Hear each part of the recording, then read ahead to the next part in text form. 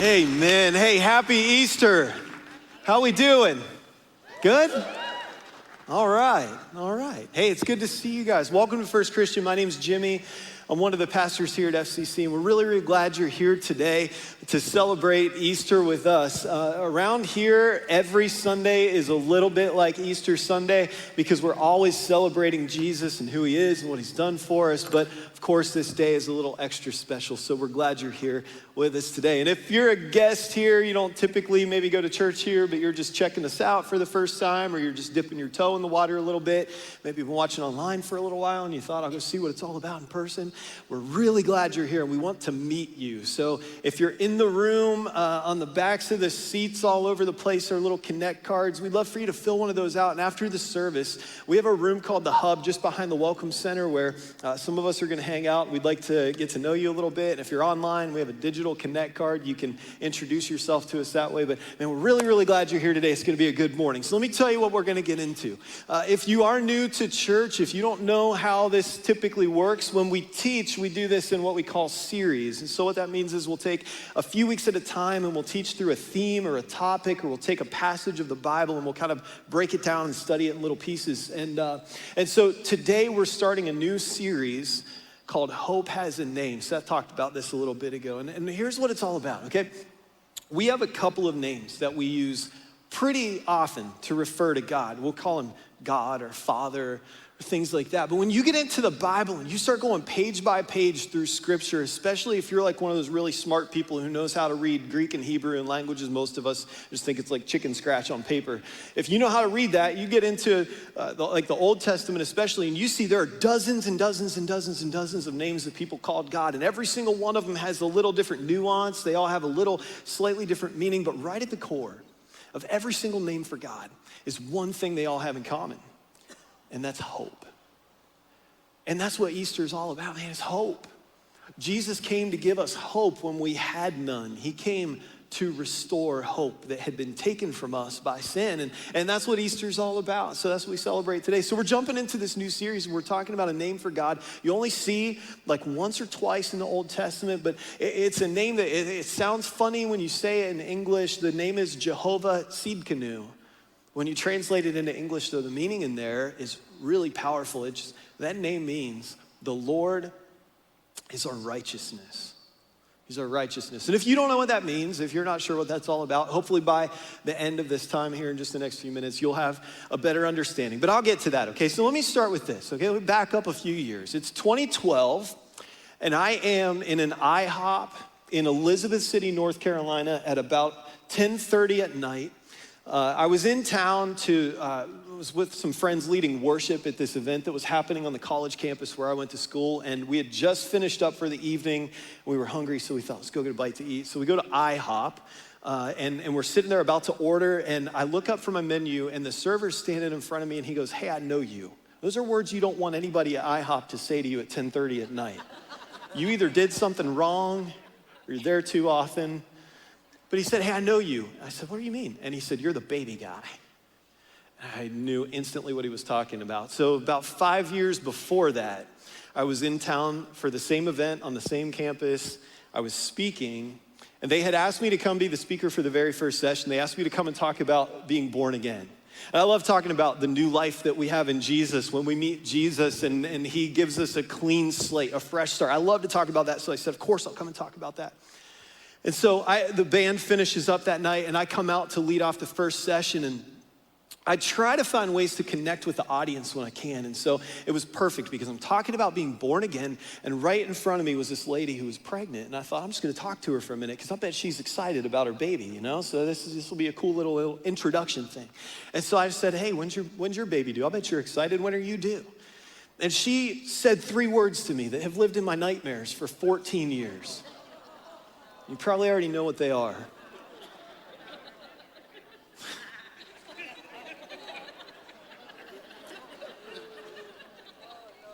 She said, I'm not pregnant. You ever wanted to crawl under a rock and wait until everybody was gone? Well, it gets better, okay? the lights were pretty bright and I couldn't see all that well, but when she spoke to me, I realized her voice was a little deeper than I expected. And so I start squinting through the light and I just barely realize this is a man. And so now here I am 5 years later in an IHOP in Elizabeth City, North Carolina, and I'm still baby guy. So here's why I tell you that story. Because, that name followed me around for a few years, and I don't know, maybe if I'd go to Elizabeth City and sit in IHOP tonight, somebody would know me and they'd call me that. I hope not. Hopefully it's been long enough. But I don't know if you can relate to that. I don't know if you've ever had a name that's followed you around. It might be a goofy nickname. It might be something silly. It might be something you can laugh at and have some fun with. And if you can, that's great, And it might have been a little embarrassing at the time, but maybe now looking back, you're like, it's all good. It's just funny at the time. But I'll bet you that at some point in your life, you've been given a label or a reputation or something you've done has followed you around and you've tried to get rid of it. You tried to lose that. Maybe it was something stupid you did, a bad decision that you made. I don't know what it could have been, but there's something that you did that defined you and people labeled you because of that thing.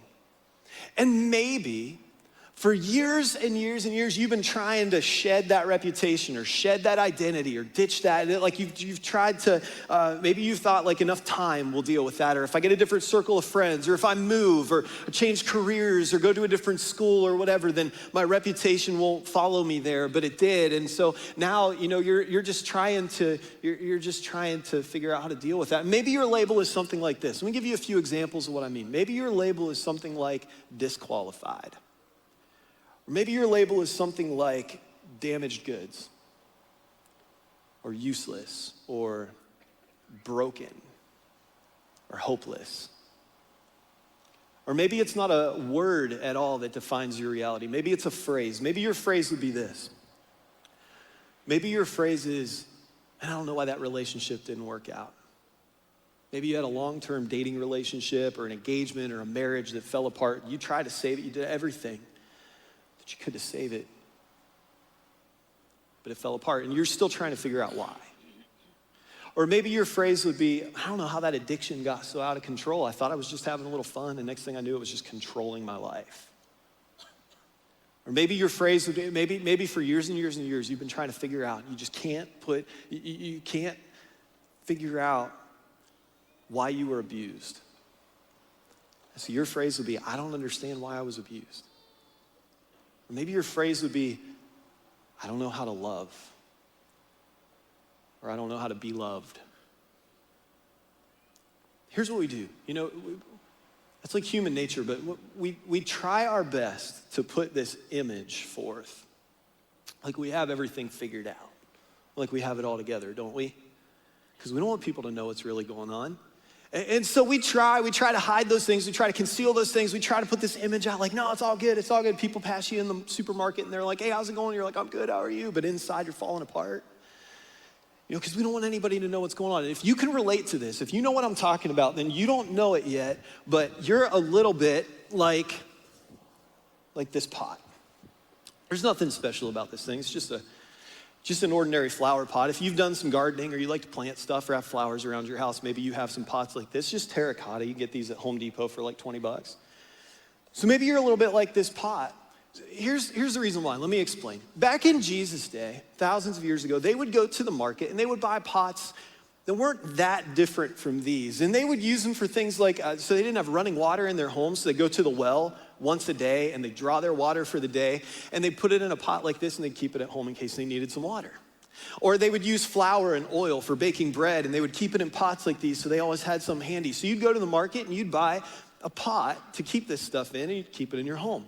And you buy these pots from merchants who would travel from town to town. They'd make these things and they'd load them up on their carts and they'd travel to a market and they'd sell some stuff and then they'd travel on to the next town and they'd sell some stuff and they'd keep going on and on around and kind of work all the different locations to sell the things that they were making. And what would happen is these merchants were traveling from town to town. Their carts that they would have these things on are being pulled by a horse or a donkey, or maybe they're even just pulling it themselves through the countryside. But the roads were pretty rough. That they hadn't developed the kind of roads, obviously, that we have today. And so when you're dragging a cart full of things like this through the countryside, occasionally you're gonna hit a bump in the road, and these things are gonna clang against each other. And once in a while, they would even bang up against each other so hard that they would crack. Now, if you're making your living selling these things to people who need them to keep water or oil or flour in, and it's got a huge crack in it, well, that thing's worthless. Nobody's gonna wanna buy that. And that's your livelihood. You need to make money from that, and you don't wanna lose this stuff. It's valuable, and you don't wanna lose like merchandise you could sell. And so here's what you would do. You would take some wax, and you'd melt it, and you'd pour it into the crack in the pot. And you'd smooth it all up, and then you'd take a little paint and you'd paint it up just right, and then you'd take it and you'd set it on the shelf in the marketplace. And at first glance, to the naked eye, you would look at that and you would think, okay, this thing looks good. But it's just a facade. And underneath the surface, there's still damage. And all it takes is one hot summer day for that wax to melt out of the crack, and the truth all of a sudden comes out. Everybody sees it for what it is, okay? Now, I say we're like this because isn't that exactly what we do? Because you don't want people to know what's wrong in your life. It's like this pressure. It's the social media thing. It's the culture that we live in. Everybody wants to have everything together. And so that's exactly what we do. We smooth some wax into the damaged parts. We paint it up just right. And then we display it proudly for everybody to look at and think it's good. But underneath the surface, it's a little bit of a mess. There's a lady in John chapter 8. If you have a Bible, you can open up there. You can track with me, and we're going to put these verses on the screen. There's a lady in John chapter 8 who did exactly this, and she has a really, really bad day here in John chapter 8. She's just having the worst day of her life, and I want to share her story with you this morning because I think we can learn some things from it that'll offer a little bit of hope to you and to me. If you can relate at all to what I'm saying this morning, I'll bet you can, okay? So here's what happens in John chapter 8 as we read the story of this woman who you'd probably define with some of those labels we mentioned earlier, like disqualified or hopeless or broken or damaged. She could have related to that. Look what happens to her. John chapter 8, starting in verse 2, says, "At dawn, Jesus appeared again in the temple courts, where all the people gathered around him, and he sat down to teach them. The teachers of the law and the Pharisees brought in a woman caught in adultery. And they made her stand before the group and said to Jesus, 'Teacher, this woman was caught in the act of adultery. Now put yourself in her shoes.'" She was just caught in the moment of her greatest shame and embarrassment, dragged completely naked out of her house through the streets. And guys, where did they take her? They took her to church. And they took her down the aisle and they threw her on the ground in front of Jesus. And here she is. Now, I don't know what led this woman to this moment in her life. I don't know if there's a void she's trying to fill with these relationships, with these men that she's not married to, and that's what got her into this situation. I don't know if it's like maybe something years and years in the making that she's been trying to just cover up. She's been trying to conceal. It's been this damage that's been under the surface, and she's been trying to hide it and put on this image that like everything's good. She's done her best, but she just, it's taken a lot of work, and it's getting harder and harder. And so maybe she just starts to give up over time, and now she's not doing such a good job concealing it. Like maybe she's tried her best to ignore the scoffs and the judgmental glances from the other women in town, and she's tried to project this image of having it all together. She's tried, just like people would do with those pots, to smooth everything over and paint it up just right and make it look like it's all good, and she can display this thing proudly on the shelf like, look, my life's all right, I've got it all together. Maybe she's tried with everything she has, but now here she is, and her shame and her embarrassment and her sin, her mistakes, they're laid bare for everybody to see in front of the whole town, in front of the crowd, in front of Jesus himself. There is no more hiding what's really done. And this image that she's worked so hard to protect, in just one moment, it just shatters. And now here she is, and she is left to try to pick up these pieces and figure out what to do with this, but where do you even start? And here's the worst part, okay? And maybe this will resonate with somebody. The worst part is you would hope that she could go to church. Man, here she is in church, and this is where it happens, at the hands of these religious leaders. And I don't know if you've ever been there, but man, maybe you've had a moment in your life where you were like, you know what, I've tried everything else. I don't know what else to do. I'm gonna go to church. Maybe if I get in the right environment, maybe if I get the right people around me, maybe something will trigger some change in my life, maybe something will get better. And so you show up to church just hoping that that's gonna happen, but you get there and instead of welcoming you, and instead of accepting you or encouraging you, you run into somebody who maybe knows your label, like a server in IHOP at 10:30, right? Maybe they were there, maybe they've seen it, maybe they're aware of it. And so instead of encouraging you, instead of helping you find a place to heal and move forward, instead what you get are people who look at you and they say, hey, can you believe what she did? And they just, hey, can you believe the mistake that guy made? Man, what kind of idiot would do that? Why would you think you'd come to church and they take what's already broken and they just make it that much worse? And so obviously you run from that. Maybe you've been running. Maybe you still come to church every single week and you sit in your seat, you put on your Sunday clothes, if that's what you do. Some of us just wear jeans. You come to church every single week and you sit in your seat, but in your head you're a million miles away. Well, listen, this woman, here she is, and she is exactly where you have been, if you can relate. And so now she's got to figure out what to do with this, and she's in this tense moment with these religious leaders and with Jesus as they're trying to figure out what to do with her. And this is how it continues. So they bring her, they put her in front of Jesus, and they say, here's what we caught her doing. Here's the deal. The law says we're supposed to kill her. What do you say? Verse 5 says, these are the religious leaders talking. It says, in the law, Moses commanded us to stone such women. Jesus, what do you say? They were using this question as a trap in order to have a basis for accusing him. Here's the worst part. They didn't even care about this woman.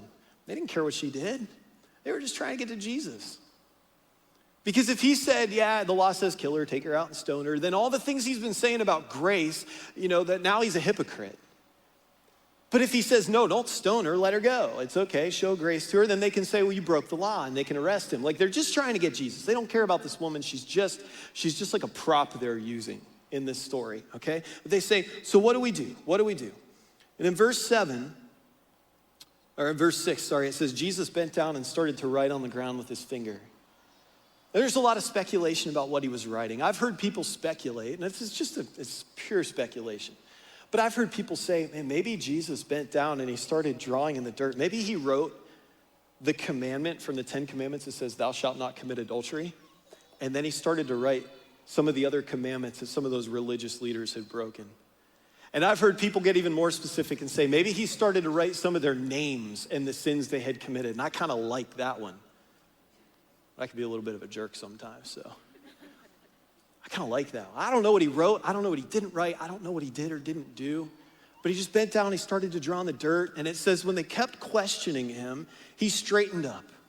And he said this to them. He said, let any one of you who is without sin be the first to throw a stone. And then he stooped down and wrote on the ground. And I picture the religious leaders just looking around at each other like, what do we do with this? And it says, at this, those who heard began to go away one at a time. The older ones first, which I think is funny. The ones who lived a little longer, maybe made a few more mistakes, were the first ones to hit the doors. And it says, only Jesus was left with the woman still standing there. And he stood up and he asked her, woman, where are they? Has no one condemned you? She said, no one, sir. And Jesus said, then neither do I. So go and leave your life of sin. Guys, that is a perfect picture of who Jesus is. That is a perfect picture of this name we're talking about today. The Lord is my righteousness. That's it right there. It's a perfect picture of who Jesus is. He is a Savior who steps in at the very last moment when there's no hope. He steps in at the very last moment when there's nowhere to go, when you have no direction and no plan and you don't know where to turn. That's when he shows up. At the moment when you think you've reached the end and your shame and your embarrassment and your sin are just on display for everybody to see, that's when Jesus shows up and he says, hey, it's gonna be okay. It's gonna be okay. They don't condemn you, and neither do I. That's who Jesus is. Now let me tell you, I hate the pictures of Jesus that paint him out to be this weak wimp. Like he's never been in the sun, and he's always calm, and he's always happy, and he's always smiling, and he just carries a baby lamb around on his shoulder and a pocket full of butterscotch candy to handle little kids. Like I hate that picture of Jesus. We've emasculated him. That's not who he is. He said about himself in Matthew chapter 10, I haven't come to bring peace but a sword. Man, Jesus is a warrior. He's just disbanded this angry mob that were ready to kill this woman. And I have to think, like, yeah, what he said was pretty good. That was a really good response to them. But I have to think it was more than just the words. Like, I have to think that Jesus had this look in his eyes that just sent shock waves through the crowd. You know what I mean? Because why else would an angry mob just disband that quickly? It reminds me of Luke chapter 4. There's a story where Jesus is teaching on a hillside and these people are gathered around listening, and he says something that sets them off. And in a moment, they turn from a crowd of people who are listening to him teach. All of a sudden, they're an angry mob, and they've got him cornered against this cliff, and they're ready to throw him off the edge of the cliff to his death. And Luke says Jesus turned and looked at them. And the crowd parted and he walked away. Now you tell me, is some Pee Wee Herman looking little wuss gonna part an angry mob and do that? Absolutely not. I think he must have been more like Sylvester Stallone and Rambo. He just looked at him and they were like, I'm not messing with this guy. That's Jesus. And look what he does for this woman. Now here's why I tell you that. I tell you that because you need to know that when Satan drags you through the street and when he lays your sin and your shame bare in front of people, that's the Jesus who shows up for you. That's the Jesus who went to the cross for you. That's the Jesus who could have saved himself with a word, but he died. And they put him in a tomb. And 3 days later, he rose from the dead for you because he loves you that much. Now, even knowing that, I understand that it's one thing to say that about Jesus. It's a whole other thing to say that about people. We can be a little bit judgmental. And maybe you've tried church and maybe you were like, you know what? People there, man, it's just not for me. It's not gonna be my thing. Well, listen, I don't know if that was your experience here. I hope it wasn't. I don't think it would be if you came back today. But if you've had that experience somewhere else, I'm sorry. And I just wanna say a few things to you. And I wanna say this I'm just gonna put it out there, okay? I wanna encourage you, just try church here. Just try it. There are a few things I want you to know. The first one is this: if you thought you were alone, you're not. There are a whole bunch of people here in this church who've been probably pretty close to where you are, and they can relate with some of the struggles that you have. If you thought you were alone, man, you're not. If you thought there was no hope, there is. That's what Jesus is about. Hope has a name, it's Jesus. We've said that like 10 times today. Man, that's true. If you thought there was no hope, there is. If you thought you can never be honest about who you are and what's going on in your life and what your struggles are and what your past looks like and what brokenness you're dealing with or whatever it is that's going on, if you thought you couldn't be honest about that, you can. You can. If you thought this was a church full of perfect people, it's not. Not even close. If you thought this was a church full of forgiven people, it is. A whole lot of them. If you thought that Jesus was interested in condemning you, he's not. If you need freedom, if you want freedom, you can have it. And if you thought you would never find a church that was safe or that could be a place for somebody like you, I want you to know this one is. This one is. See, here at FCC, we have this mantra. It's a really simple statement. It's Jesus for all people.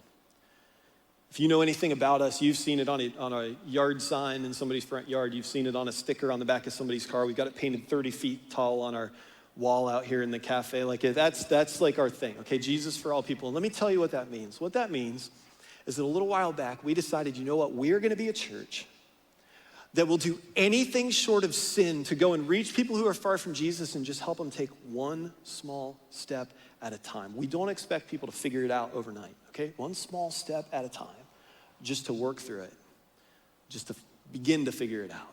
And we said, you know what, we're gonna be a church where there are no disqualifiers and there are no prerequisites. There's nothing you have to figure out before you show up here. You could just come in here just as you are and you can meet Jesus, and we will love you and we will accept you and we will help you take steps in your faith toward him so that you can figure it out. That's what Jesus for all people means. And that's our mantra. That's what we're all about. So that means whatever you are, wherever you are with Jesus, wherever you are in your life, on your journey, Christian or atheist, addicted or sober, Republican or Democrat, we don't care who you vote for, we don't ask, okay? Black or white, poor or rich, abled or disabled, you got a messy past, you got a messy present, you don't even know what the future looks like. I wanna tell you, it doesn't matter. Jesus loves you and you matter to him, and we love you and you matter to us. And you're welcome here. That's the kind of church that we are. We're a place for all people because we believe that Jesus is for all people, and that's you and me. So today, wherever you are, I want to give you this just as we close. Three cliches about brokenness and struggles that are really only cliches because they're true. Okay, here's the first one. The first one is Jesus is not scared of your issues. I don't know if you told yourself that he is. I don't know if somebody else has told you that he is. I'm here to tell you he's not scared of your issues. He didn't run away from the woman who was caught in adultery. He stood up for her. He didn't hide from tax collectors, the most hated people in their society. He hung out with them. He had dinner with them. He didn't run from sinners, sinful people that religious leaders love to judge. That's who he spent all his time with. And if their issues didn't scare him, neither do yours, neither do mine. I want you to know that where the world sees your pain, Jesus sees possibility. And where the world sees your problems, Jesus sees potential. That's where he steps in and he makes a change because you do matter to him. He wants to come into your life, into the areas of your life that are broken or painful or hurting, things that aren't right, that are out of alignment. That's where he steps in and he makes it right. And guys, I have to believe that if a God is able to take a rugged cross and turn it into an empty tomb in one weekend, he can come into your life and my life and he can fix some stuff. That's who he is. And so he's not scared of your issues. The second thing is this: he can use your baggage. Yeah, it's a cliche, I know, but it's true. He can use your baggage. I've seen marriages, people who were on the brink of divorce who found healing and restoration, and now they're coaching other couples through the same struggles. I've seen addicts who came from really dark places, wrestling with things, who became sober. They were rescued from that addiction by Jesus, and now they become sponsors, and they're helping people deal with the same kinds of addiction. I know personally parents who've lost children. It's the worst pain I can imagine. I can't even imagine. Like my wife and I, we have 4 kids. We have 2 little girls. We have a 3-month-old baby. I cannot imagine the pain of losing a child. But I know parents who've lost kids and somehow they've trusted Jesus and he's walked with them through that, and they found some healing and they found some hope. And now they're leading grief share groups, support groups for people who've lost loved ones to help them through that pain. I want you to know that Jesus, he can use the baggage that you've got, whatever it is, if you'll let him do it. There's this old saying that if you will let God have your mess, he can turn it into your message. And I believe that's true. He can use that stuff. But here's the third cliche, and it all comes down to this. It hinges on this, okay? No, he's not scared of your issues. And yes, he can use your baggage, but you can't do it alone. You can't do it alone. We live isolated lives. Many of us, we have more Instagram followers than we have friends, and that's a confusing thing. Like we live in a culture that muddies the water for what real meaningful relationships look like, and we live very isolated. Even if you have people around you all the time, I'll bet you still feel lonely sometimes. And you can't do this thing alone. You can't do life alone, guys. If you're trying, I bet it's not working. I bet something's not right. And the church is meant to be a place where you get some good people around you who are going to love you, and they're going to encourage you, and they're going to support you and hold you accountable and help you take steps toward Jesus when you need him, and then you help them take steps toward Jesus when they need it, and we do that for each other. That's what the church is. That's what we're supposed to be. And you can't do it alone. See, Satan, and he wants to keep you isolated because when you're alone, you're vulnerable.